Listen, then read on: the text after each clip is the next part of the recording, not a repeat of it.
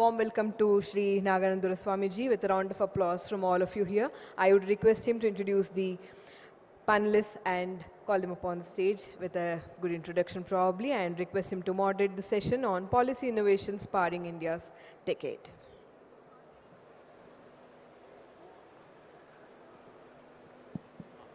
Yeah, so warm welcome to all of you for this panel on policy and innovation. I think we have three stellar speakers with us today who are actually making a difference in India and in the respective states in implementing and also looking at the future to say what policies and implementations need to happen in their respective states and in India to further the innovation that we are looking at. I would like to call upon the stage Mr. Dipendra first from Maharashtra cadre. Thank you so much. This is a very relevant question, especially in today's scenario. When, as you mentioned, the current and changing geopolitical scenario. So India is becoming or has become the center of attraction for many countries or most of the region of the world. We are emerging as a solution provider to the country in terms of innovation, IT and everything. So now it is our responsibility to create an ecosystem and create a policy which will facilitate the startups, the innovators. They go globally and provide the solutions for real world problems through deep tech startup or the new technology or AI. So while framing the policy, we are day by day thinking what are the real world problems, what are the emerging technologies, what is the needed by the world, and what is our strength, and what would be the solutions. And considering all these 4 or 5 factors, we are drafting our policies. And while drafting the policies, we are trying to strengthen the hands of Indian innovators and startups. Good. So Ravi, coming to you next on the similar lines. So policy has two aspects, right? One is enablement, capital and talent. So how do you, when you start formulating or discussing, how do you kind of combine all this money plus talent plus other things and then define something where it is like helpful to the ecosystem? How do you see that happening going forward? So actually, starting off from the last question that you asked, I mean, this is a great opportunity not just for India, I mean, and obviously for the states also, to convert this opportunity where protectionism and barriers are a little bit rising their heads. So, I mean, we can create this as an opportunity where states can leverage on their inherent strengths. And when we make policies, so we keep in mind, what is the outcome that we are actually looking for and where are our core strengths. So be it in terms of financial resources that states have, and the talent pool, the geographical advantages.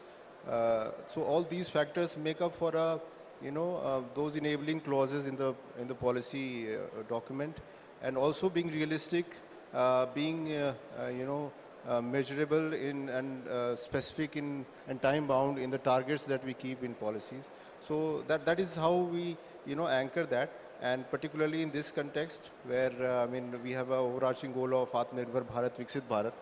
I mean, UP as a state has tried to make policies in various sectors, be it, electronics, IT, tourism, we have policies for all sectors, and UP as a state has been very agile in terms of, getting coordinate with the industry stakeholders and, bringing those amendments quickly, timely, delivering on those amendments. So all these things are there in the focus of UP as a state, in an overall scheme of things to turn this into an opportunity.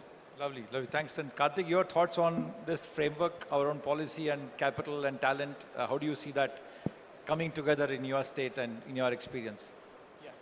So we are at a transition phase, and the transition is happening at a very fast phase when we compare to how it happened in the past. Like the industrial revolution happened for decades. Y2K happened for at least 15 years. And now we are seeing the AI revolution happening in a matter of months and maybe few years. So we need to be empowering our citizens, learning and unlearning, and the states really need to catch up to the global needs because the globe has understood that we cannot put all the eggs in one basket. And India, earlier we used to be non-aligned, now we are multi-aligned. So we have many friends across the globe, and when globe thinks of diversification, they think of India. So this is the right moment for us to capture, and every state across the country, we are working together and we are competing with each other in a sense also. It is a constructive competition to empower our citizens, empower our talents, empower our entrepreneurs to compete across the globe and to attract the leading players from the world. So there cannot be a tech giant in the world, or there cannot be a manufacturing giant in the world now. It should be diversified, and it is the right moment for all of us to stand up for the moment, work together, skill up, and not just the workforce, but also our industry to match up to the current needs of the world. Yeah, so one thing we always say is ease of doing business, right? And when I talk to my founders, so I'm an investor, so I invest in a lot of startups.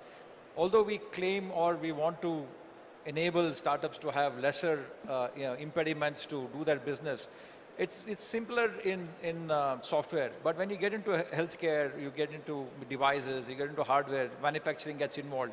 We still see a lot of barriers, in terms of ease of doing business. So how can, and then there's a combination of things. There's a central policy, there's a state policy, right? But at least at the state level, how do you see breaking down these barriers and enabling it a lot easier for SMEs and startups particularly? Because large guys can manage. They have time, they have people and other things. Whereas startups are short of everything. They're short of people, short of time, short of money. And every day matters, every hour matters, every rupee matters. But they spend cycles in it. So how do you foresee that, that changing over the next 5 years in your state and in the country? Currently, if you see India, in the global startup ecosystem, we rank somewhere at the second or third position. In India, the Maharashtra, Tamil Nadu, Karnataka, UP, all these are top 4, 5, Gujarat, these 4, 5 states are doing most of the startup. But this is not, this is hardly the 10 or 5% of our total potential. We are a country of 150 crore लोग हैं हमारे देश में. एक family में भी एक अगर इनोवेटर हुआ तो you just see कि how many startups and innovator, how many startups and innovation we can create every year. That kind of potential lies in India.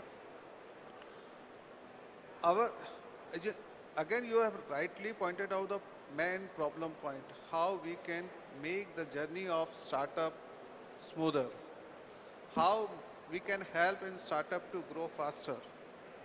So what are the factors required by startups? Startups requires initial funding support, infra support, be it a incubation facility, testing facility, design studios, prototype designing, everything.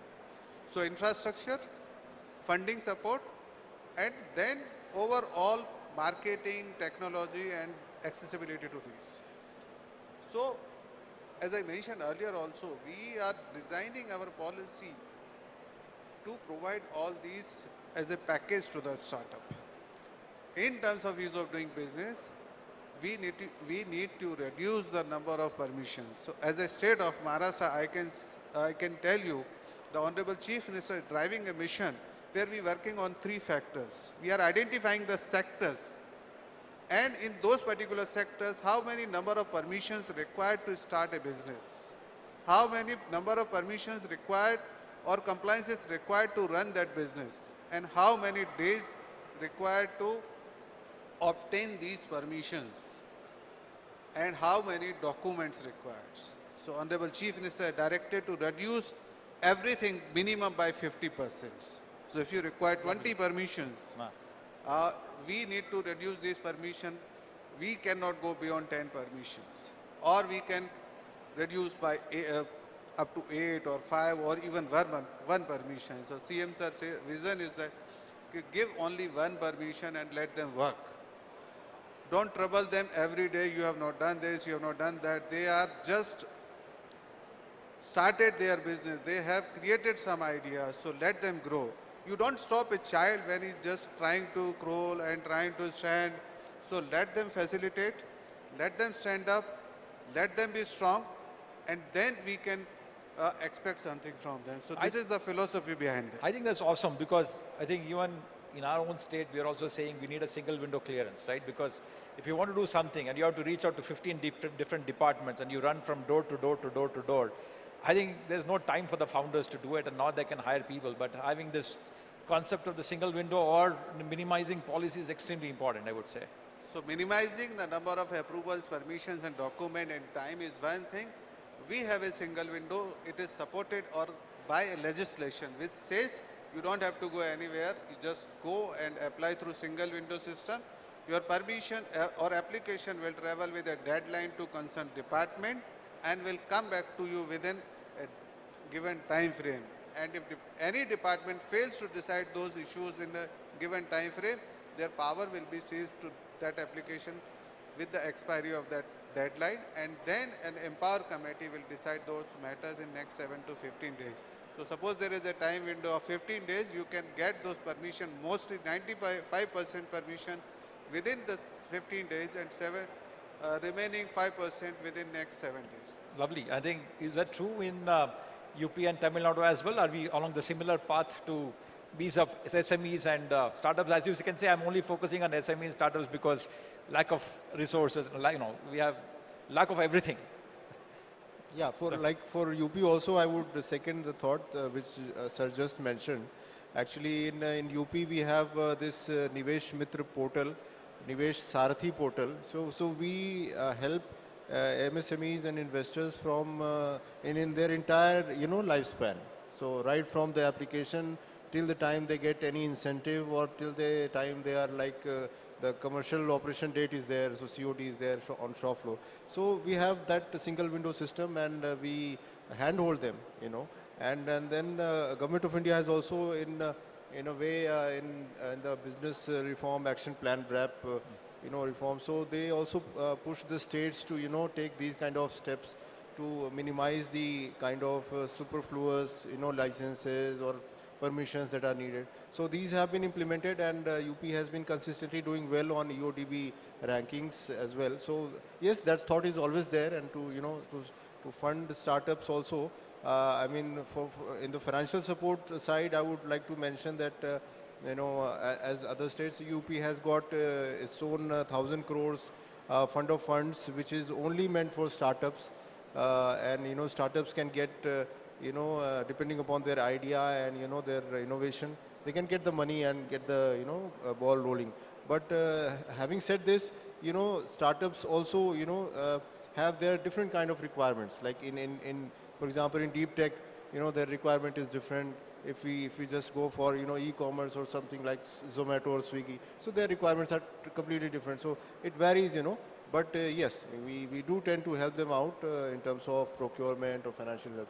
Thank you. Yeah, no, you're right. I mean, the disparity is quite high, in terms of what problem you're solving, what area you're in, and then abstracting that out and creating policies is a challenge, no doubt about it. But Karthik, your thoughts on this addressing the SME and startup ease of doing business in your state?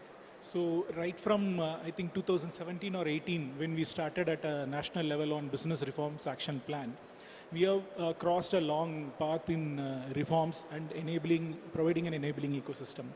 Like my colleagues stated, Tamil Nadu has a robust regulatory ecosystem where we provide our single window agency is now 32 years old. So it started in 1992. So we started with Fords and Hyundais in 90s. So we also have a dedicated agency for MSMEs. It's called FAME TM. So both the sides, we have a enabling ecosystem, and we are also creating, for example, if we take land, there are 7 layers of various statutory obligations. For example, the land can be dry or wet. that is from revenue department. And then land usage, it can be commercial, industrial, residential, that is from planning. And then it is within eco-sensitive zone or it is a buffer zone that comes under environment, either a forest or coastal regulatory. So we are creating, we have a live mobile application where anyone with just a Google location can see all the layers and what all the clearances that is required in terms of land. It is called as Tamil Nilam. So you don't need the land owner data, survey number or anything. You can download encumbrance certificate for more than 50 years encumbrance certificate, like how the title has passed through and what kind of land it is, what is the classification, whether it falls within the eco-sensitive zone, whether it is a dry and what kind of classification it is, whether it is commercial, industrial, residential. So it makes a life lot easier right at the entry stage itself. And we have a track record of giving clearances. For example, when CH started factory, they started groundbreaking and commenced their first production in 14 months. And the Vietnam is VinFast. It is in 600 kilometers from Chawei from Chennai. They've recently started their new factory at Toothukudi. From groundbreaking to production, they did in 12 months. Jaguar Land Rover of Tata's, they started in 18 months. So the clearances and the processes, including for large and MSMEs, are really fast. And for startups, we have a special system. We even have a compliance sandbox where the startups can utilize the common facility for their accounts, for their Companies Act compliances, for their regular periodic reporting that needs to be filed under Shops and Establishment Act, or it can be a compliance report to the Labor Department, etc. We have so that the startups need not bother and spend energy and money on kind of these compliances. Our incubators are empowered with this kind of a sandbox where this is automated, and with their input, it just happens without any pain or pressure on the startups. And if you take a pulse of the people on the ground, the founders and the owners of the SMEs, are they feeling it? Are they seeing that, yeah, I mean, this is actually, the time is less, and have you tried to measure it and gotten input from the industry that it's in fact reaching the people you expected to reach to? See, the transition at the global level is going on. Like, we do not know what will happen. Some global leader, what he will announce tomorrow through Twitter, we do not know. So the MSMEs are really in a simple tweet can change their fortunes. Their margins can decline from 30% to minus 10%. So they are really kind of restless in a way. So we really need to catch up to their needs and enable faster clearances so that they don't lose out orders, especially from the developed markets. So when things happen at a faster pace, somebody wants to have an alignment moving their production line from maybe China or Vietnam or some other country to our nation, then we really need to speed up the clearances and ensure it is given so that the investor does get the confidence. And Tamil Nadu being home to the largest number of factories in India, we are really, yes, I understand there is a lot of things to catch up, we need to do a lot, but I think we are trying our best to ensure our SMEs are really able to compete with the global players and they evolve the value chain. Understood. So I'll switch the topic a little bit and ask a question on competition between states, right? So competition is always good. There are good sides to a competition, there are ugly sides to a competition. Now, should we say that certain states are good in certain things and we should build on the competence and become very, very good at it? Or we say that, you know, no, everything is open, all of us go and attack whichever area. Like, for example, Mumbai is very good in financial, so should we build on the financial sector? UP is great in agri, should we build on that? Or Chennai is manufacturing? Or we say, no, you know, competition is good, everybody is allowed to do everything, and because when you get the global guys, you know, one state is playing against the other. So what is your thought on that as to how one should view it? It's a little bit of a complex question, but would love to get your thoughts on it. Ideally, every city has their strength, and they should try to develop or tap the whole potential lying in their strength, and accordingly every state and every city we are trying. So there is no doubt about that. So Mumbai is known as the fintech hub, Mumbai is the capital, entertainment capital of the country. So we are definitely working and to achieve and tap all the potentials into that. But while doing that, we don't sit complacent and see, yes, this is only our strength, I will not do anything else. So we have opened all the arena. We are trying whatever best possible. How can we add new features to the city? How can bring more investment in the city or to the state? So everyone is working like in a similar way.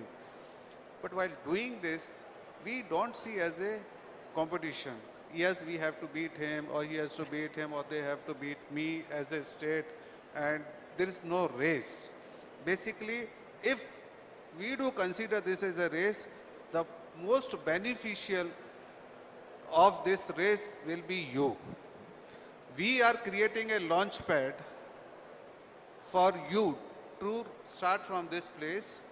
He is upgrading this launch pad and bringing to this level because yes, he's saying yes, we are giving you better than Maharashtra. So you are getting a better launch pad in UP. Then Tamil Nadu is saying, okay, best boss, we are giving better than Maharashtra and UP. You launch from here. So you have got 3 steps to launch. Then Maharashtra is coming again and saying we are giving you better than them. So this cycle is going on, and we are giving you better and better opportunities, knowingly or unknowingly. Thank you. So you're saying it's healthy to have It's a that. healthy competition, and basically this is good for them. Your thoughts, Ravi, on how you see that? Yeah, I mean, I would agree with whatever Sir said. Actually, healthy competition should be there because there is always room for improvement in whatever quality of services that is being delivered. Essentially, it's a G2B relationship that is happening in every state, which is for the larger good of the society and for the people.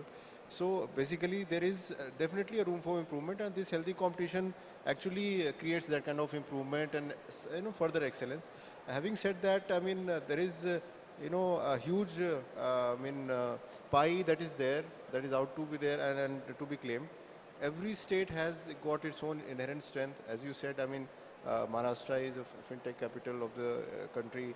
Tamil Nadu is doing well. UP is, I mean, traditionally understood as a good agricultural, bastion, but also, I mean, it is also doing well in, if we say mobile manufacturing. So, more than 50% of the mobile manufacturing is happening in UP right now in the Noida, Greater Noida area.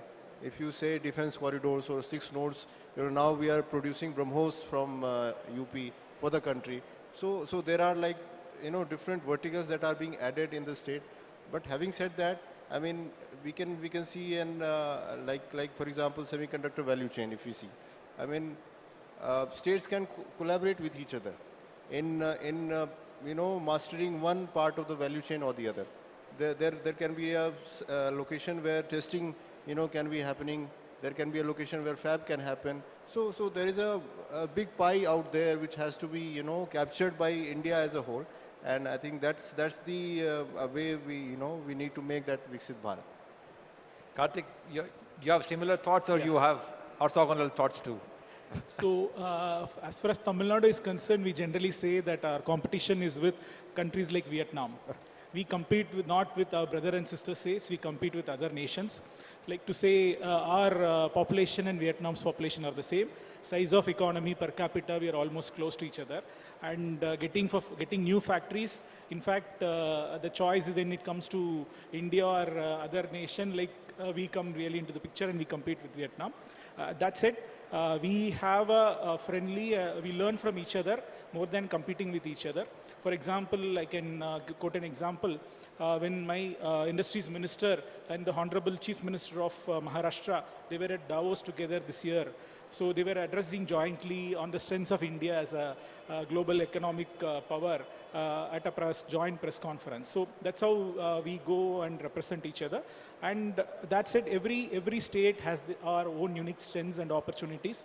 We try to learn from each other, we complement each other. When Bangalore grows big in tech, we are happy and we learn from what Bangalore does well to grow in tech. When Mumbai grows well in fintech, how based on the inherent strengths of Mumbai, we learn from Mumbai. When Pune grows in automobile, even though we are one of the largest players in automobile sector, we learn from Pune. Like when UP does some good investments, electronics investments in Noida or Gurugram, we learn from UP. So we learn from each other, we complement each other, and we as a nation work together towards Vikshit Bharat, and our actual competition, I would again say, is with some of our neighboring nations.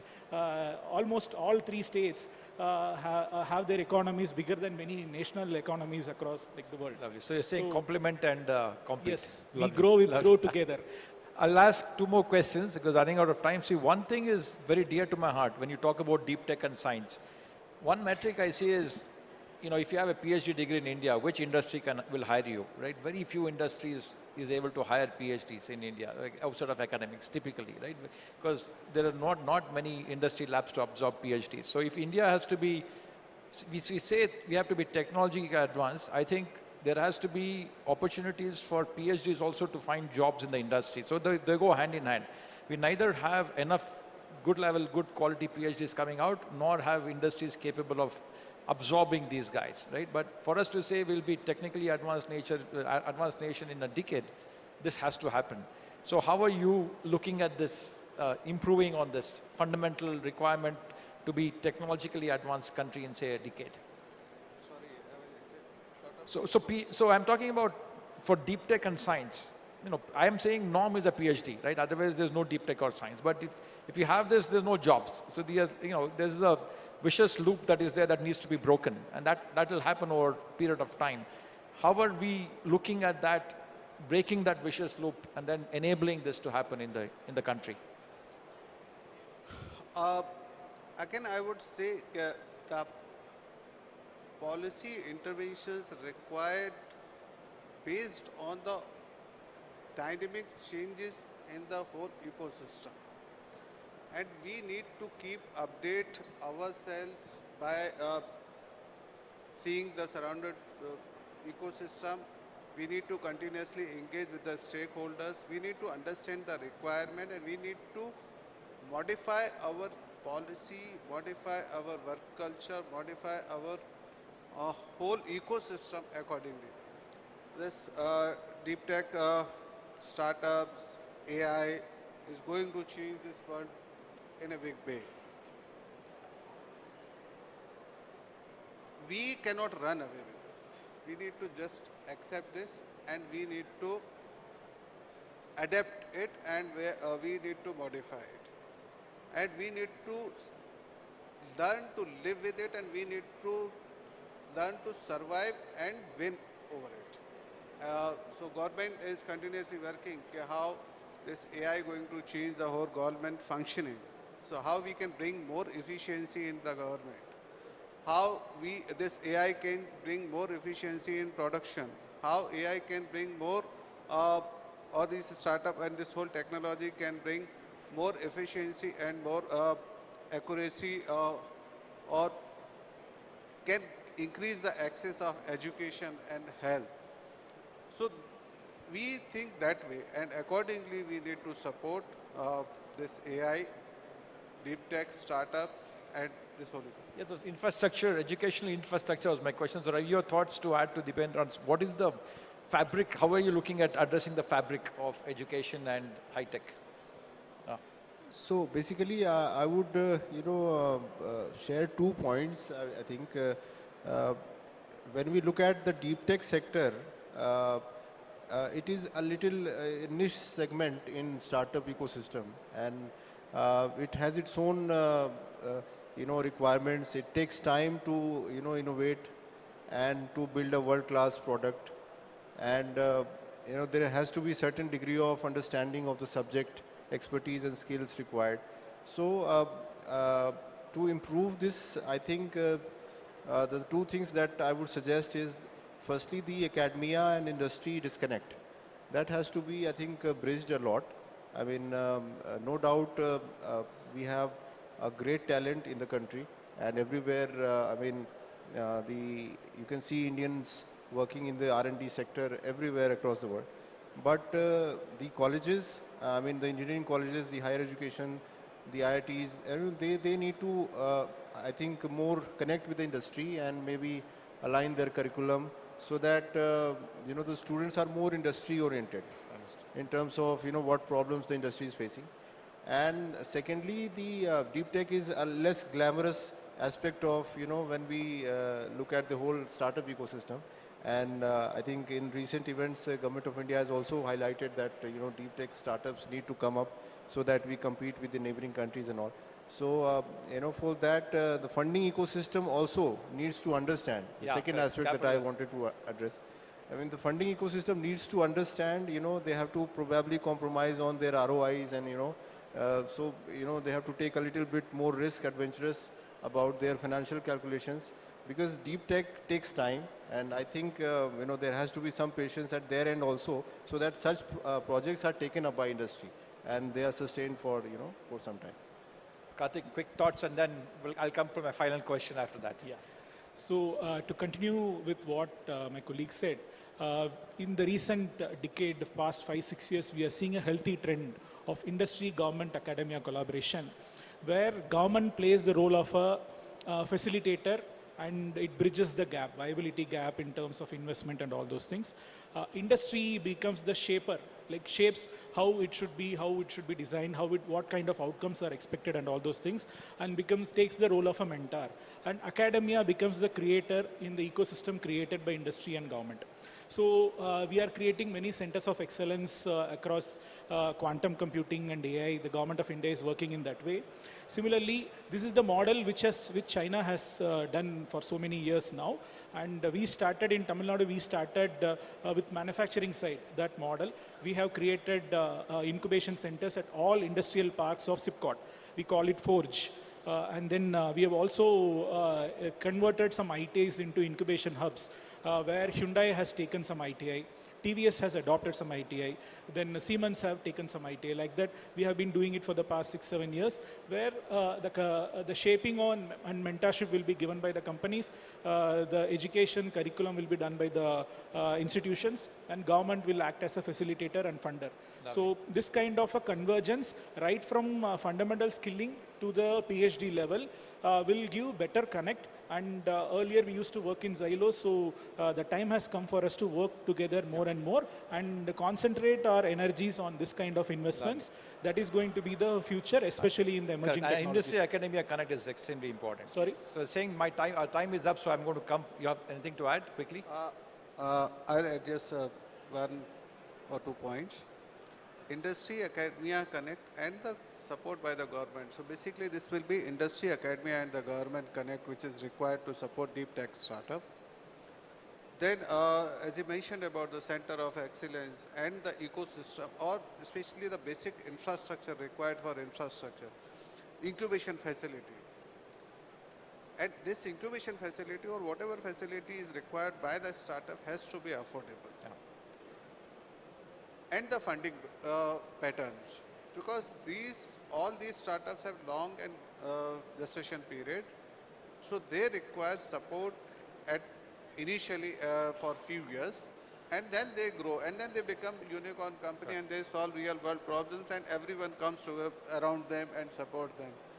So government need to take cautious call and steps to support this particular sector. Understood. Thanks. I will not ask my final question because we are already keeping the next panel waiting. But I would like to end by saying that I think policy enablement is supremely important, and I have huge respect for what you all do. And many thanks for making our lives a lot easier and enabling startups and SMEs. And then look forward to more support from all of you going forward. Thanks so much, and thanks for all your thoughts and ideas. Yeah. Thank you so much for giving us opportunity, and country comes first. We are part of that. Thank you. Thank you so much for that intriguing session. I would now request Sri Nagarandura Swami to kindly present our token of gratitude to all the panelists.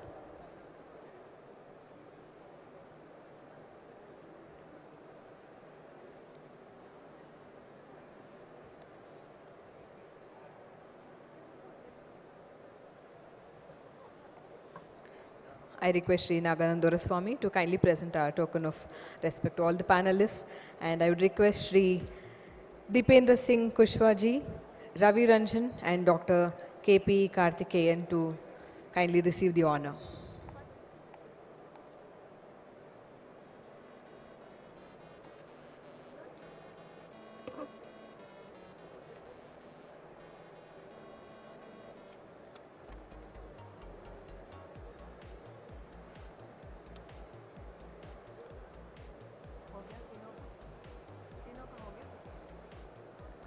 May I now request Shri Venkrishnan, moderator of next